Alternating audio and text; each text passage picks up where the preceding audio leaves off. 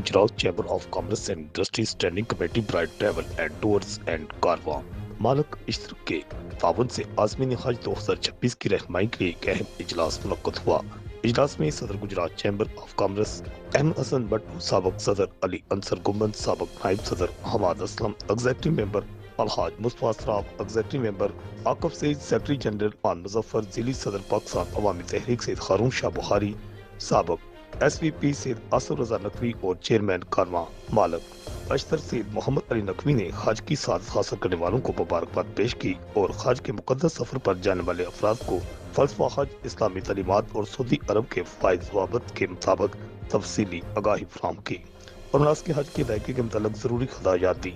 इस मौके पर कारवां ने मालक अशतर के प्लेटफॉर्म से जाने वाले हाजियों ने सूसी किट्स और जरूरी सामान भी फराहम किया गया ताकि वो दौरान सफर किसी किस्म की दुश्वारी का शिकार न हो। कमेटी के चेयरमैन हमारे साबका सीनियर वाइस प्रेसिडेंट आसिफ रजा नकवी साहब, अली अंसर गुम्बद साहब, एग्जीक्यूटिव बॉडी के मेंबर और मीडिया के जितने दोस्त हैं, आज की इस मीटिंग में आप सबको गुजरात चैम्बर में वेलकम करता हूँ।